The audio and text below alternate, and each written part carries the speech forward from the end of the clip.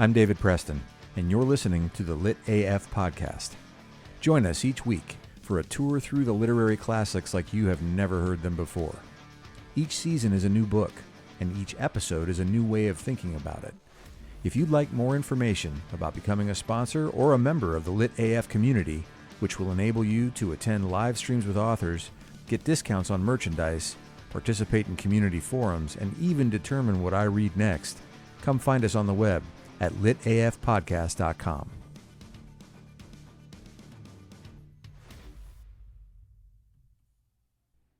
Today. So,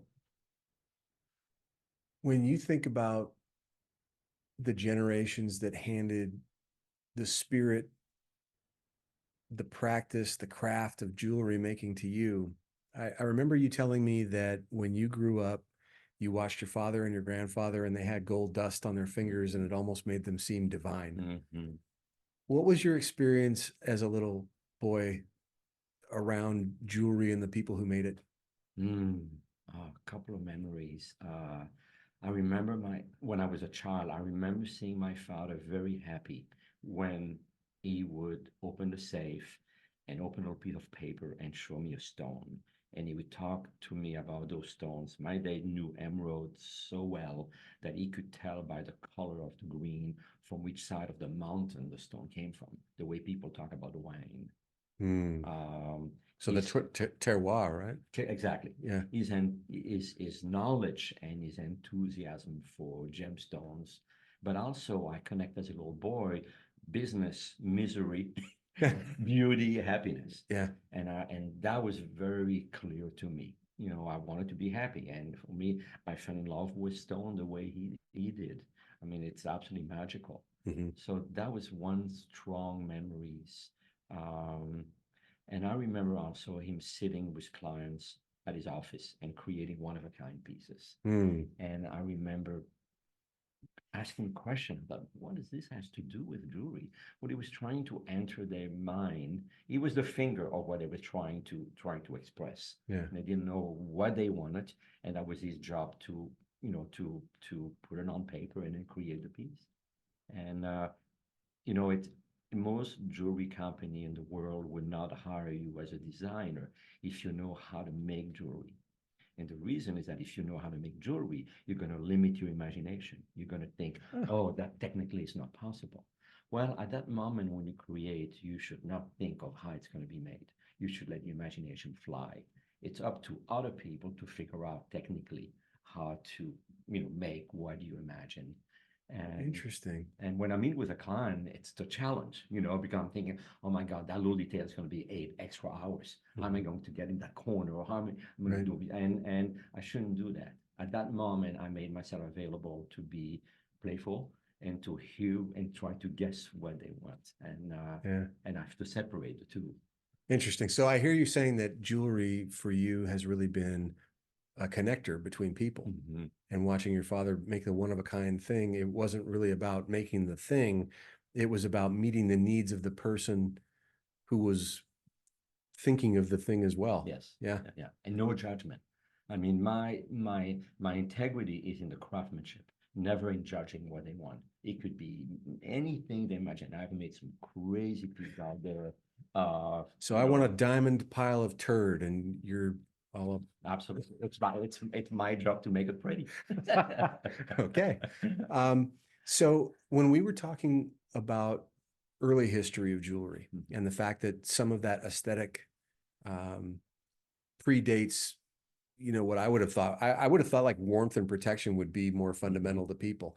But that's not really how we operate. And we don't operate in a world of facts. As I've watched the recent elections, I don't need any more confirmation, right? Exactly.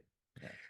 So what I'm left with is that really all of this is about the stories we tell. Mm-hmm. It's about the stories that these totems symbolize without our saying so. And it's about the stories we tell ourselves about how we want to be seen in the world. And I'm wondering, how has that influenced your professional journey, but also your personal approach to making these pieces? What kind of a story are you telling? something happened to me when I was very young, and I didn't know how to heal from it. And I was on my own. You're a child, you don't talk, you don't share any of that with anybody else.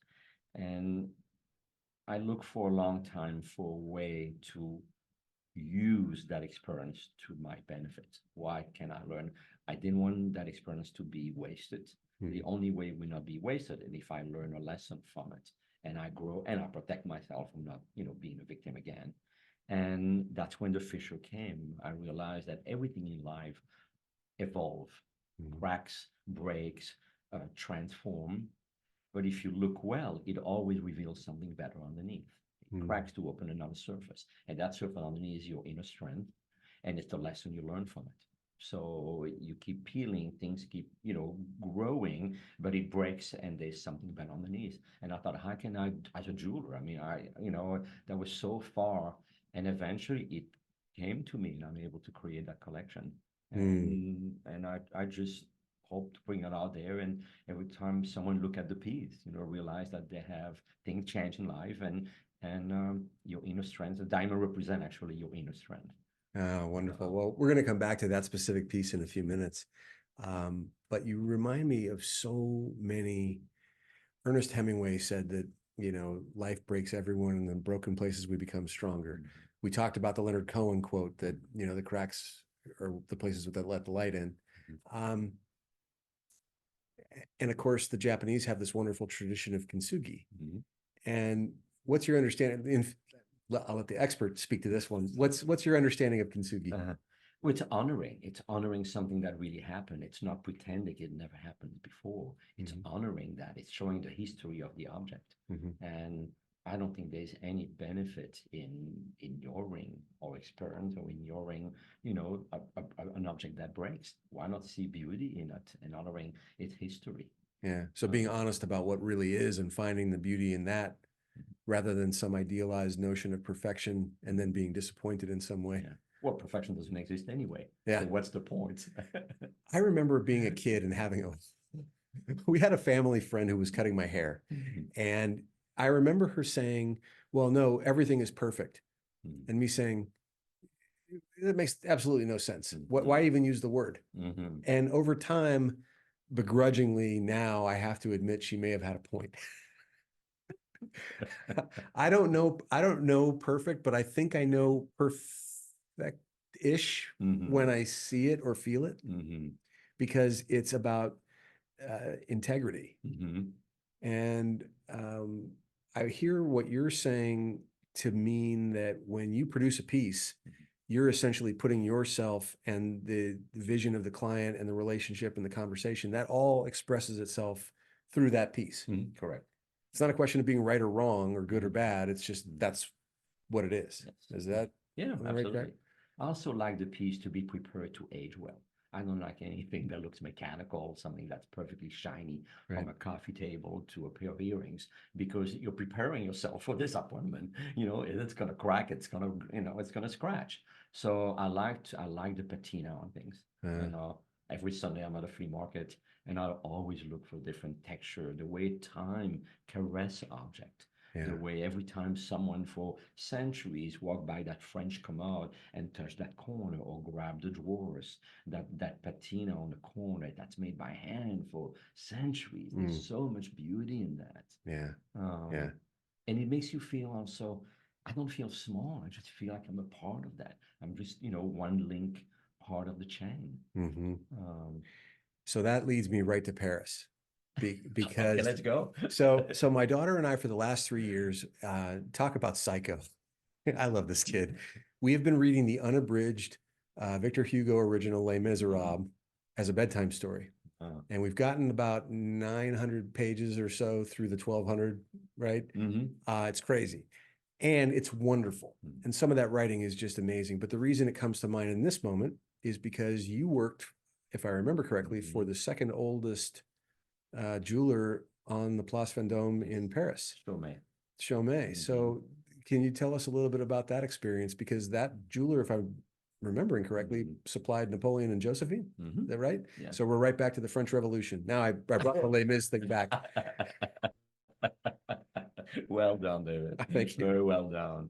Yeah, I mean, it was a privilege to be accepted in this, institution. Uh, How does that work? You said to be accepted. It's not just like applying for any job, is it? no, no, no, no. Well, it's interesting because Chaumet bought a company in Brussels where I was an apprentice. I started 16. Okay. So in Belgium, there's great organization. The government supervise your apprenticeship. So you continue your high school, but once a week and then twice a week, you start working with a company, making jewelry, making shoes, making bread, and it's supporting craftsmen. And eventually you finish your high school, but you also halfway already knowing the trade. So I was a terrible student, so I know I had to work with my hand. That was it. But anyway, back to Chaumet. Oh my God. I mean, the history. I had 30 minutes for lunch every day. First of all, you're an apprentice. You start by brushing the floor. Oh, maybe that's where it's from. You really do. Hey, if nothing else works out, I know that you know how to keep a good floor. I know all about brooms. No, you have to win their trust. I mean, it takes a long time. Those guys knows all the secrets. Sometime they would put a cardboard around their benches, to hide the way they were putting two things together. Oh, And wow. then they had developed that and that we find that for a long time. And they were not going to share until they really trust you. So, that takes a long time.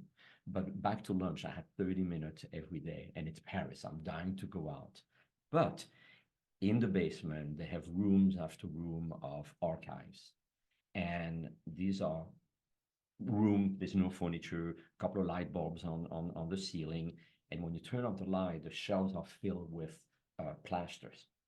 And they're plasters of jewelry. They didn't have copy machine. They didn't have camera then. So what they did, and they took a real piece of jewelry, push it in putty, and then remove the piece and pour plaster on top of it and let it dry.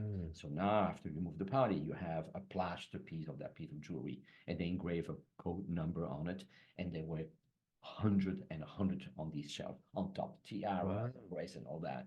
And then in our room, you have the books, the big letter books, and you can look and you read the story and the history and all the provenance of the stone. These were Grand Duke from Russia, and the Indians, and I mean, who brought stones, and that was my lunchtime. I would read the history of every stone and they came from, and who was it made for, mistresses, and why. I mean, all that. The history was unbelievable. That was fun. I mean, there's no book, that So can that's be. going back to the early 1700s?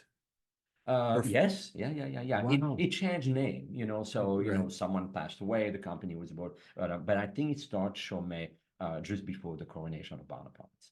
Wow. And so was Chaumet the company that invented the tiara? No, no, no, No? no. Oh, no, no. Tiara has been worn No. for a Okay. long time. Okay. No, they were just the best at, and Oh, they were just the best. yeah, Okay. there you go. Yeah.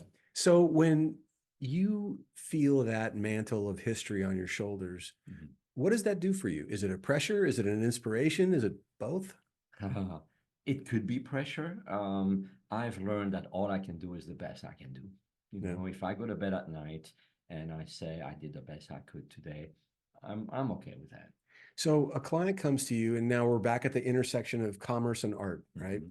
So, and you approach this so generously, and you're listening, and you're taking in your client's vision, and they want that bejeweled turd, whatever. Mhm.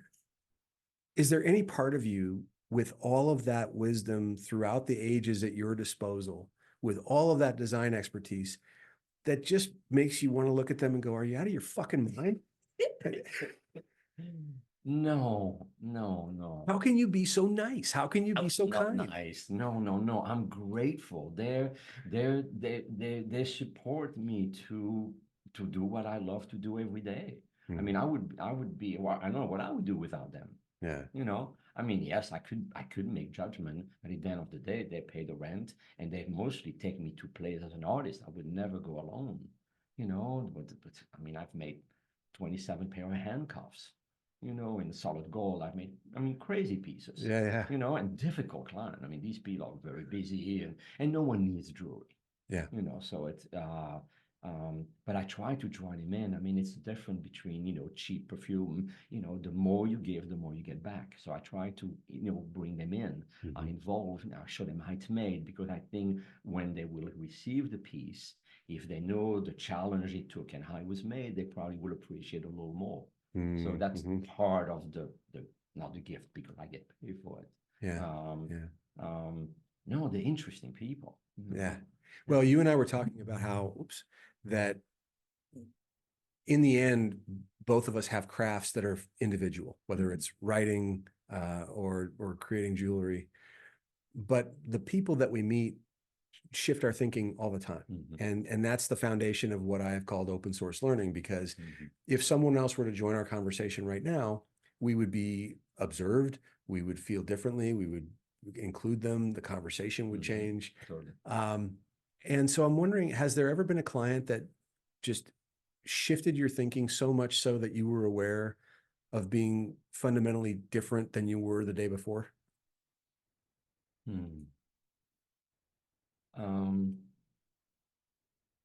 I can't think of that, but letters and email that I receive from clients who have been married 30 years and they remember 30 years ago the husband didn't want to come to sit down a piece of jewelry, and it came finally to my studio. We ordered pizza, we had a bottle of wine, and the next thing you know, at 10 o'clock at night, my client is in the bushes, totally involved with branches and leaves to design his wedding band. And then you get a card 30 years later, dear Yves, we live in Seattle and we just had a first granddaughter, and I want you to know that we still wear rings, and I mean, those are fabulous moments. And I know it's not That's the beautiful. answer to your question, but it's always about, why are we here for and what are we leaving behind? I don't want to waste a day when I can inspire somebody or push myself. It's not just. Yeah. And so you had this amazing experience with Chaumet, and then you went did you go from there to New York or from there to Los Angeles? I came to Los Angeles to study at the GIA. Okay. I wanted to study stone. I was working then, partly with my dad, and that wasn't going too well. So he said, go do something. And I was 22, and I thought, Los Angeles, studying diamonds, that sounds really good. Yeah. And that's what I did. I came to LA. And while I was in school, I heard of a contest called the International Diamond de Beard Award. And they are the largest distributors and cutters of diamond in the world. And it was a contest. You can submit a drawing. And I thought, oh, I can do that. So I was on my way to London, and I was playing with my napkin, and I thought, what can I do? And I knew that they wanted to promote diamond. It had to be something that their PR firm can use, something different. And I was playing with my napkin, and I put it in my pocket, and I thought, oh, a handkerchief, a diamond handkerchief. So I arrive in London, I run to an artist store, and I bought some paper, some paint, and I actually delivered to the beer drawing. And about 3 months later, I got a phone call in the middle of the night in Los Angeles that I had won. And that really changed a lot of things. I don't change my life, but changed a lot of things. So you were the De Beers Diamond World Champion designer. Yes, world champion. Well, this is America. We like champions. So poof, you're a world champion. I dub you. And then you were at Tiffany's. Tiffany's. Then after that, my the piece traveled for 1 year. Armani designed the dress for the model. I mean, it was a big presentation. Wow. Milan. It was they promote diamond. It's so they make it big. Yeah. And then I got a call from John Loring, the artistic director of Tiffany's, and I went to New York. It was like going to see the Pope. I was so nervous. Yeah. With my little book. Right. And the art turned out great. And then eventually I moved to New York. So that brings us to the desert, right? So you have this amazing portfolio, decades of experience, multi-generational jewelry DNA. You go from Paris, Los Angeles, New York. Every brand that you've mentioned is like the world-class imprimatur. I know. What the hell are you doing here? I'm having a great time. I'm having a great time in the desert. I'm away from magazine. I'm away from branding. I'm playing like a little boy. I'm giving myself. It's a great gift that I give in myself. That's beautiful. Play again. I would advise anybody, just go back to being 10-year-old. Before we learn. So the history and I, you can go back to the Cahuilla band of the Agua Caliente Indians, and you can go back to the natural resources in the springs. Mhm.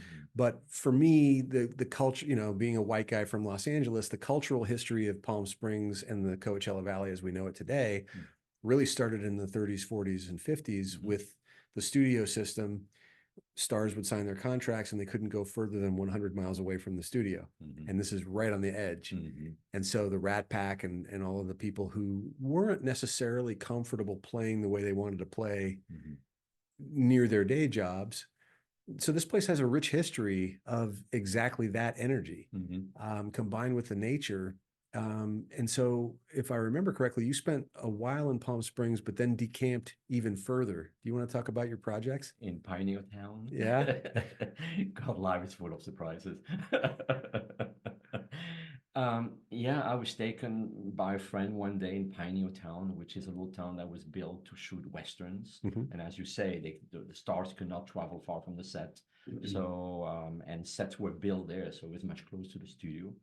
And again, I fell in love with the natural beauty of there, the boulders, especially these boulders. I don't know what it is, but I can't get Yeah. enough.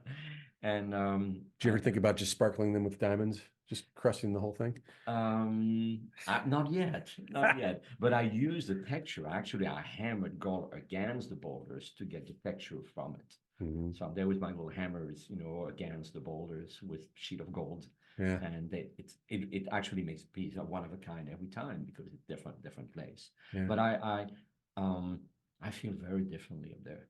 I feel safe, um, and I feel joyful Yeah. and playful. It's just beautiful. And then I built a house, which I never thought I would. But then I thought, well, if I make jewelry, maybe I can do a house too.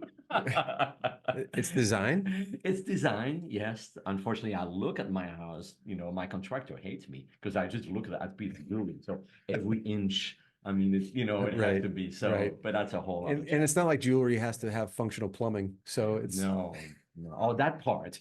Oh, what are you going to put a tube right there? you've got the form down. The function is a different category. Yeah.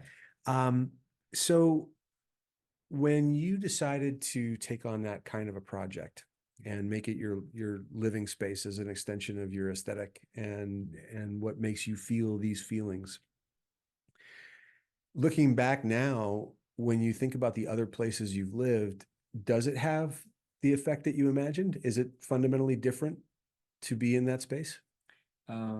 Yes, it is. Because I'm by myself, and I'm not. I realize now how much pressure I felt being an artist in New York and trying to find my voice there, surrounded by the best. Yeah. I had it in me. I fought for many years. I had moments of victory, but what's victory? I mean, what is there to win? Mm, There was nothing to win there. I got caught in the race, yeah. and if you're not in town and country this month, you can't be any good. It was that kind of, and it was exhausting. Hmm. Um, I think also with age, I mean, you learn to accept who you are Hmm. and you redefine what success is and what happiness is. And COVID did that even more. Yeah. I mean, we're all given a chance to stop. I call it a chance because I mean, all of those challenges, there's something to learn from. I mean, so many people changed their life during COVID. We were forced to stop running, chasing something, but then, say, wait a minute, Yeah. what makes me happy? Yeah. And I think, we were talking earlier about singing in the car and out where you live, there's not a whole lot of people to hear you sing unless you sing really loudly. What are you really saying? Well, there's not a whole lot of people out there, are there? No. When I drive through Pioneer Town or, No. on the way to the backcountry in the high desert, there's not a lot of people there. No, no, it's very nice. So you have an audience of you. Correct. And I like my singing. Um, I'm wondering if, and I want to make sure that we are still recording here. This is interesting. I'm learning as we go, and I'm not sure if we are. Well, we'll find out together when this is. Oh no, we are. Great. I'll edit that part out maybe.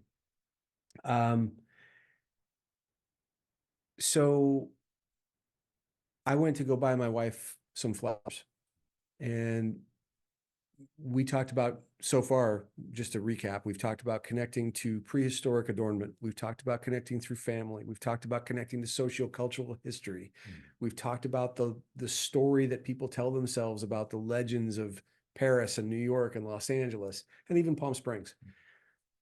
But ultimately, the real stories we tell ourselves are in the middle of the night when we don't think anybody can hear us, about who we are and what life is like. And I think the danger right now is that we're having less and less in common with so many people around us. People tell themselves a story about the political parties or tell themselves a story about science when it inconveniences them or whatever. So I tell myself a story about customer service. And my story about customer service goes, it's not that hard. And I don't know why more people can't do it better. And so I knew that my wife was having a challenging day at work, and I wanted to go buy her some flowers just to brighten her day. So I called the flower store and I said, hey, are you guys around? Yep, great, come on over. I get to the flower store, nobody's there, door's locked. Hey, look, nobody's got cancer, UFOs aren't landing and killing everyone, so it's not that big a deal. But at the same time, so now what do I do? Well, I'm kind of standing there looking around. I'll give it a few minutes. A couple other people show up. They're waiting too. We don't know why. And then I realized that behind me, talk about literally when one door closes, another door opens. So there's this little boutique that I'd never noticed called Marquette. And I walk in, and there's a lovely guy named Tim. We get to know each other. And, it's a gifty place, but it's got something to it. And then I get to know that Tim has his own story. And I may actually have a conversation with him one of these days because he was a designer in Los Angeles and New York. And by the way, how do you know Tim? How did you guys meet? I just walked in. I like his product. And so it was the same thing for you. I get to say that I have something in common with the great Yves. This is awesome. But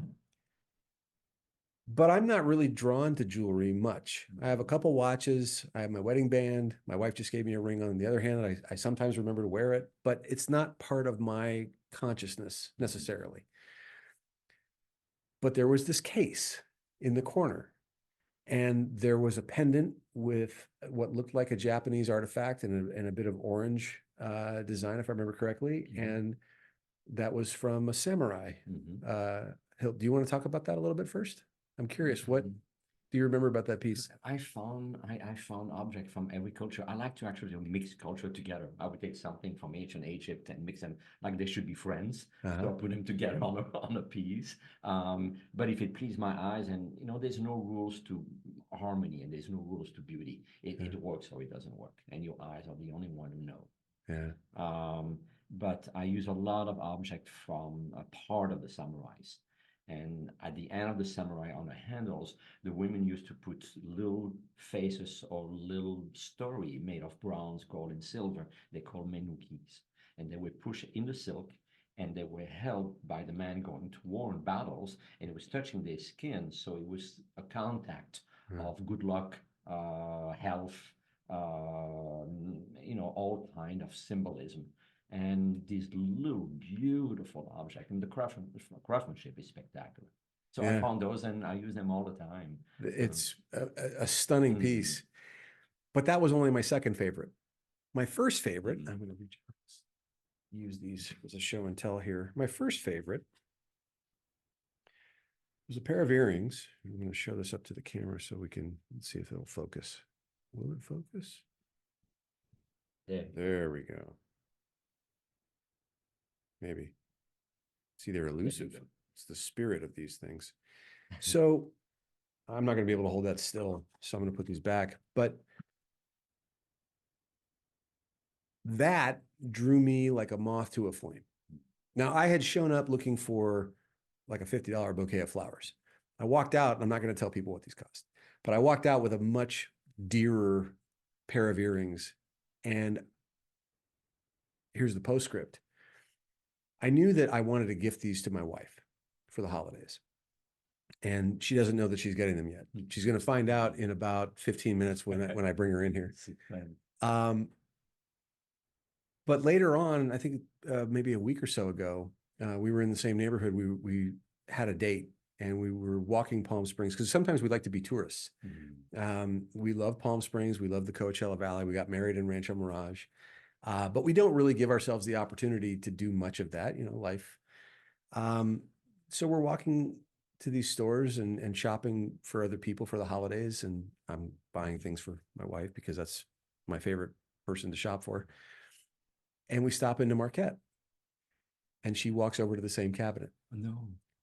And immediately is drawn to that same, and the ring and there's a bracelet there. And she was just, and so if I've never gone bananas, I'm very fortunate in the sense that my wife is not materialistic. She is just an incredibly loving, generous person. She does all sorts of climate action, volunteerism in the community, and leads a project called Desert Compost.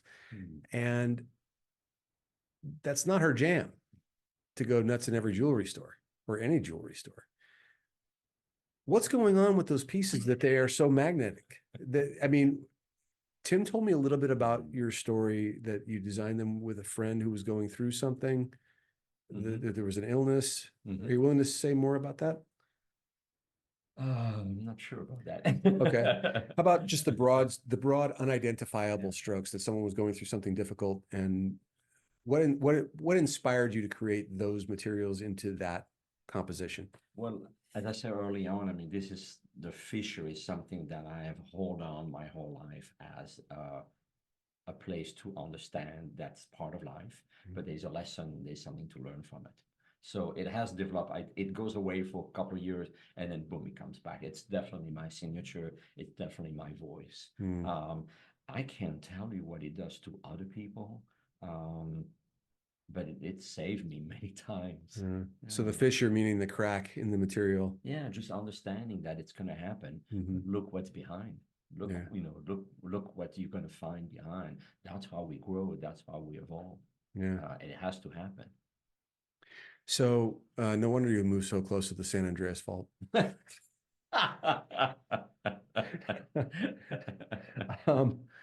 When you decided to consign pieces and sell them through Marquette, is this something that you do frequently with multiple boutiques, or is this a unique? It depends. I liked him immediately. I could hear that he was going to take me, again, I'm repeating myself, but he was going to take me to places and really push me to play. Yeah. In his store, that's in everything he sells. He pushed the envelope, and in his humor, he's a good man. Yeah.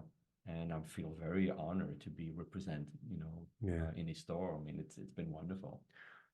I think people sometimes underestimate, and you've mentioned play a couple of times, but people underestimate how important, play is a serious thing. When we're kids, we play as a way of trying on our persona and discovering who we are and who we might be in hypothetical situations. Someone breaks in, or an adventure is on offer, or whatever. That actually enables us to start developing the contingency planning that comes into play strategically throughout the rest of our lives. So when we don't take time to play, we suffer. I think that's one of the biggest problems we have with schooling and our formal education, because it sounds like the complaint of a child, but really it's the acknowledgement of an unfulfilled adult who isn't fully themselves. If you don't play, you're not exercising your imagination. You're not exercising your creativity. What would you be doing if you couldn't be doing jewelry? Oh, million things. Yeah. Oh, yeah. Like what? Building a home for me was a big step.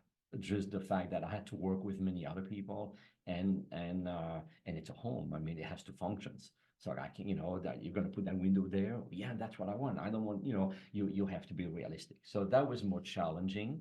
But the idea that, you build a home, there was nothing there in the boulders. And a year and a half later, you broke, but you have a beautiful home. And the emotion, it's not the house, it's how you feel when you're in it. It's experimenting the desert. Every place, I didn't have enough boulders because I like a lot of them. So before we started building, I knew from every window exactly the view I wanted. So I brought the boulders before the bulldozers came, because you couldn't reach there anymore.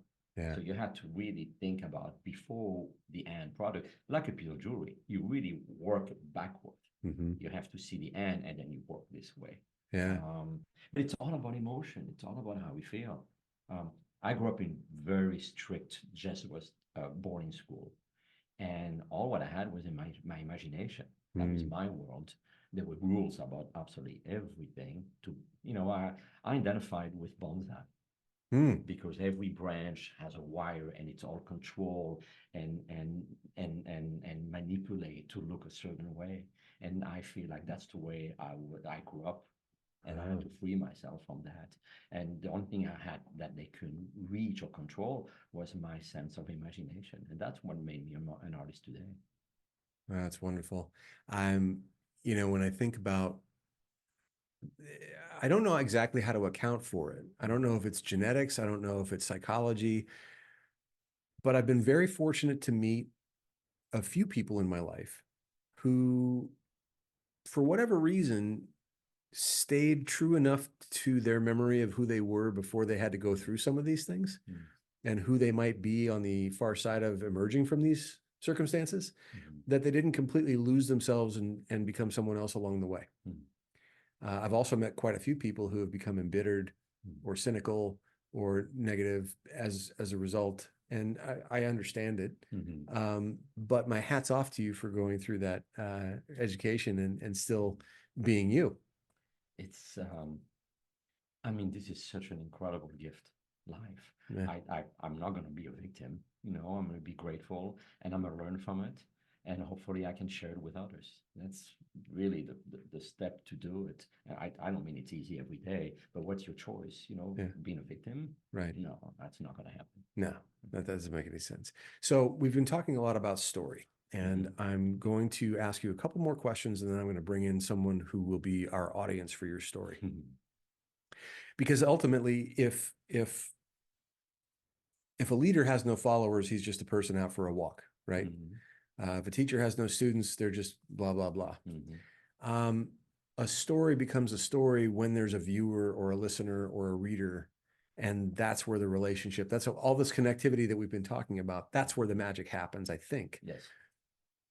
So how do you find the people to whom your story becomes meaningful? Is it marketing? Is it relationships? Is it placement in boutiques? It's a miracle. That's all I can tell you. I don't do anything. I put it out there, and I don't know how it works. I truly believe by doing good work, you will be found, and hopefully you inspire. But I have absolutely no strategy. I wouldn't know where to start. I'm a typical artist. I want to be left alone in my studio, and I don't even, I eat the same thing every day for lunch. I don't make a choice. Yeah. I like routine. I like order when I work. After that, I can go for months, if I can. Yeah. But when I work, it's almost like a trance. Yeah. But it's fun. Yeah. Yeah. Oh, yeah. Yeah, you don't want to wake up. No. So let me ask you one more time, because I'm curious. Has being in the desert, Palm Springs, Coachella Valley, high desert, would this be the same for you no matter where you were if you were in Mongolia, if you were in the Arctic, would it be the same for you? Or is there something about this place that has contributed to any of it? Your aesthetic or your mindset or your I think at this time, this is where I'm supposed to be. Yeah. Who knows what's the next one? But I know what I've done before, and we talked about that. But right now, maybe healing from being overstimulated in New York. Maybe this is just the opposite. This is where I have to be. Yeah. I can't wait for the next step and the next chapter. That's beautiful. Yeah. Well, we're going to take a moment, and then we're going to bring in someone who's going to see your work firsthand. Fantastic. I'm going to pause this. Okay. Is it done? Yes, please have a seat. So now we have a rose among the thorns. This is my wife, Haley. Oh, and by the way, in case I haven't said it enough times, this is the Lit AF podcast. I'm your host, David Preston. I'm here with Yves Kamonier. Is that how you pronounce it? Wonderful. I got it right the first time. And how do you pronounce your name? Stop. Do you want that right there? Yeah, well, that's how we look at ourselves, because Well, we're I all guess I egotists. gotta get closer. Sorry to come so close to you. Okay. All right. Pleasure. That's good, because now Okay, nobody now can see nobody me. can see you. So we talked a lot about story and connectivity and how jewelry is an aesthetic, but it's also a way for people to connect. Okay. And that means with each other in real time. It means with history. It means with all sorts of stuff that you'll see in post. Oh, you're Story holding doesn't mean a something. whole lot without an Careful. audience. Aw. So this is for you. Okay, Mm-hmm. all right. Oh, wow. Oh, my goodness. You did this. Mm. You did This this. is Eve's jewelry and my gift to Gorgeous. you. Wow. Hmm. And the Thank reason I'm you. doing it this way was because, Mm. you're welcome. Hmm. I wanted Eve to get the benefit of seeing your first reaction to what he created. I mean, my first reaction was when I walked into the store and saw your work, and I was like, how is this even possible? I've never seen jewelry that I admired more. Thank you. So thank you for your creativity and your artistry. Thank you very much, boy. Wow, what a day. And she didn't know at that point that I had already purchased these weeks Oh, before. really? Yeah. And Yeah. they were already in our home. And when she drifted over to the exact same Mm. couple of pieces, the same line, I just went, oh, well, it's not me, it's Yeah. this. These are It's- incredible. Thank you. You're And welcome. thank you. Very well. I don't want to take them out of the box. All Just right, I'm gonna do us all a favor and I'm going to. About books. Yes. Okay, no.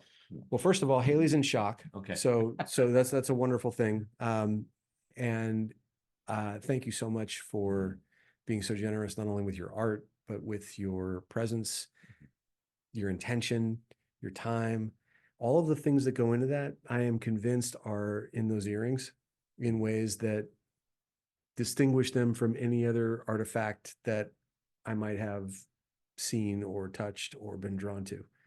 I'm convinced that they are imbued with that sort of totemic power that you were talking about earlier with regard to those, prehistoric totems. Mm-hmm. Yeah. Thank you, David. Thank Yeah. you. I'm honored. And you made my day. Thank you very much. Oh, Yeah. my pleasure. So tell me about what you were going to say about books. Oh, dear.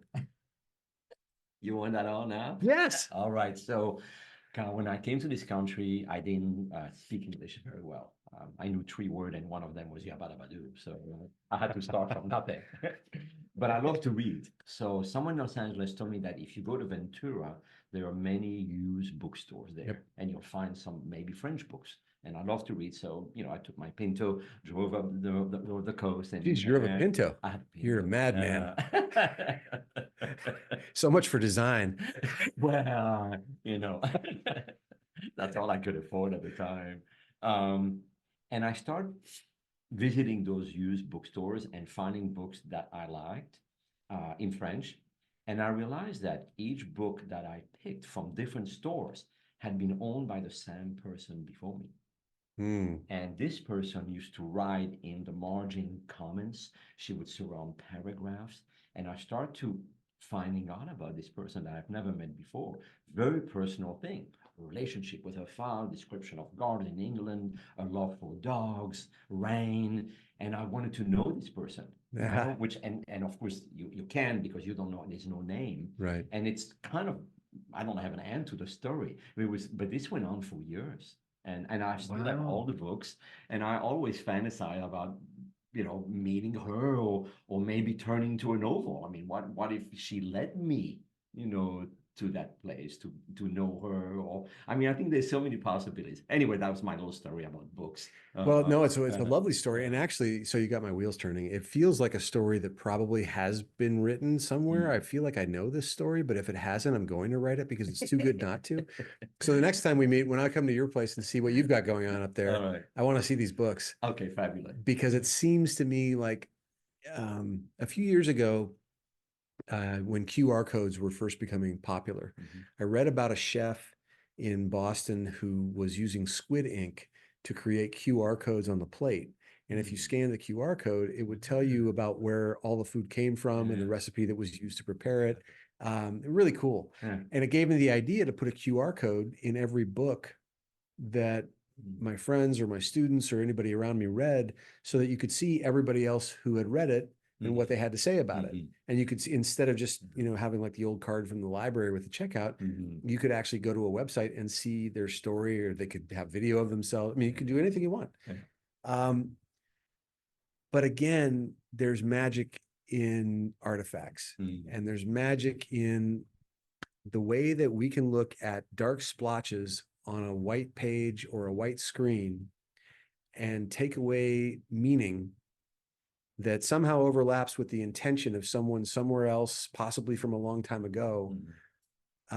Whether it's a pair of earrings or whether it's a story, I think that's what makes us human. And for those reasons and so many more, I'm really glad to know you, Yves. And thank you so much for being my guest today and for sharing your insights with us. Once again, my name is David Preston. This is the Lit AF podcast, and I am with Yves Kamonier, master jeweler and all-around good human being.